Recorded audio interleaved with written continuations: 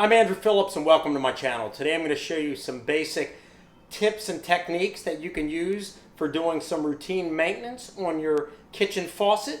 So let's go ahead and get started. To complete this video, all you're going to need is a set of some valve sockets for showers and faucets. You can pick these up at Home Depot, Lowe's, places like that. I'll put the information along the bottom.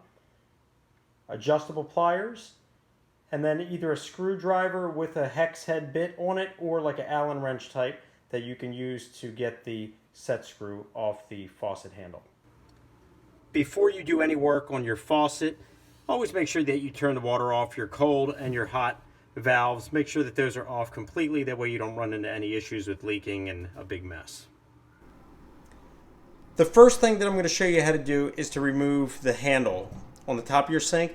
And that's important to know because you're going to need to remove that if you need to access the ball valve or any of the rubber seals and O-rings in there, which may be causing you to have a slow drip and a leak. That's how you would fix that. Or if you have a sink faucet like this one where it swivels, sometimes these can get corroded in here, they can get dirty, and that can get tight and locked up, and you're going to have to remove that assembly so you can slide that off to clean it. So I'm going to show you not how to fix those problems, but how to remove this handle. And that's pretty much the same on most of your major brand faucets, but you'll need to be able to remove that so we can get into the ball valve and whatever you need to repair at that point. So I'm going to show you how to get this off.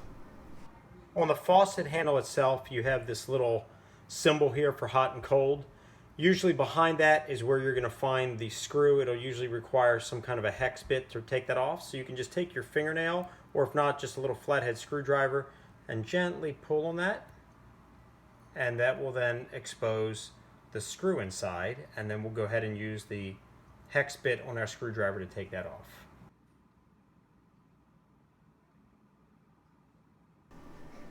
With our hex bit attached, we're going to go ahead using the screwdriver handle, put that in, turn it counterclockwise so we can loosen that up, and then remove that so we can slide this handle off.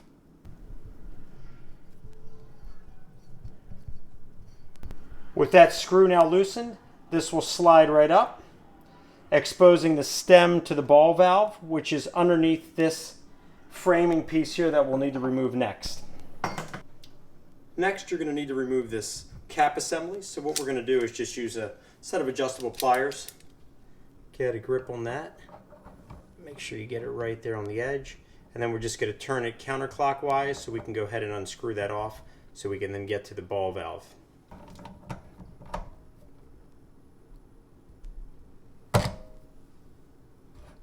Then you can just take it off by hand after that, remove that. You normally want your ball valve to have some tension to it. You don't want it to be flopping around loose. That's usually a very good indication that you've got an issue with the seats and springs being worn out. As you can see here with this one here, it has nice stability. You can push it and it's nice and tight. That's how it should be because it's got a nice tight seal against those rubber seats. But we need to remove this cam assembly here in order to access it. To do that, we'll just take a flathead screwdriver and just gently, you can see right along that little gap there, we'll put the flathead screwdriver and lift that gently, and then we'll be able to expose the ball valve and remove it so we can see the seat and springs, and that's usually where your cause is if you're having a slow drip. Just gently lift up on that. You don't want to damage anything. And I think we might be able to grab it now. There we go. Pull that up. And then gently lift up. That's your ball valve right here. And I'll get a close-up of what's inside of there so we can exactly identify the parts. As we pull that out, you'll see in there those two little rubber circles. Those are your seats. Underneath of them are the springs. I'm not going to pull those out, but a lot of times as these get older, they can get worn down, pressed down, and that's where you're going to get your leak coming through dripping. That's what you're going to need to want to replace at that point. So that pretty much wraps up this part as far as removing the handle assembly and the ball valve. Let's go on to the next common maintenance problem that you might have with your faucet as well. Another common problem with faucets, which can become annoying, is if you have a faucet where maybe it's leaking along the base here, it's dripping below, and usually that's caused by, you can see here, it's not a perfect seal. It's got a little bit of play in there. You can see it moving as the faucet moves. And if you don't have it perfectly tight down, then that gasket's not sealing and you could get water leaking in there. And I'm going to show you how to fix this now. See that? Coming underneath here where the faucet is, you have this valve stem that's coming down, and you'll see there's a nut all the way up in there. And that nut basically holds that plate against the sink, and that's what keeps the faucet itself pressed down. If that's not completely secure, then you're going to have what we just showed you, where that base is a little bit loose and you're getting water dripping down in there. Now, in order to get to that, a lot of people will try to use pliers or some kind of a wrench or adjustable pliers or something to try to tighten that. Well, they actually make a tool for that, which is made to slide over that valve itself to make a good bond up there.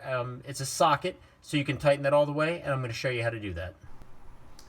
This is a valve socket. You can get these at Home Depot, Lowe's, different places. I'll put a price along the bottom. They come in basically a set, and you have this rod right here that goes in there, and you can use it like a key. And different than a typical socket, like on a car or something like that, is you have a clear opening all the way down, so that way that valve can slide right down the middle, and you can then get this around the nut and properly tighten it as far as you need to get it secure.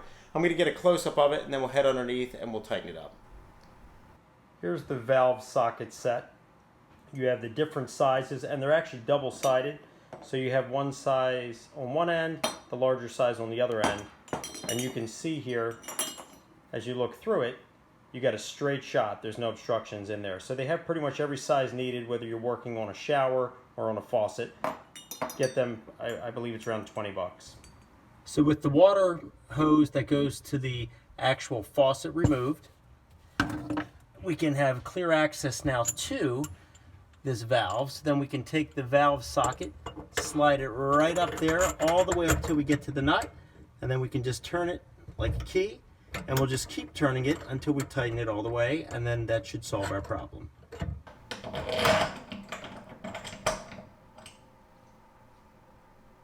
There we go.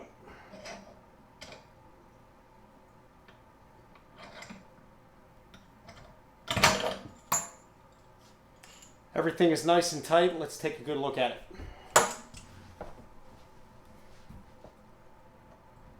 Nice and solid. Nice and sturdy. Everything's moving properly. No movement there that could cause any water to slide back in there. Looking here as we move it, there's no, let's turn it this way.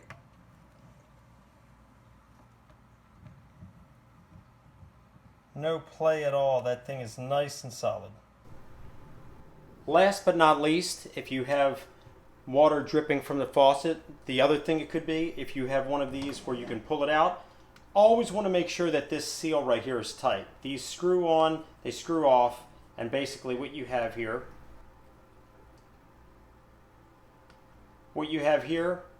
you have this water line here that clips in there. It has a rubber O-ring. You want to make sure that that is nice and tight inside. Push that in until it clips.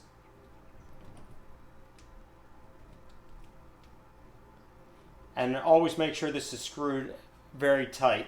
If those are not fully tight, sometimes they can have a slow leak, which can cause water to travel along that line and drip underneath your cabinets. So make sure that's nice and tight.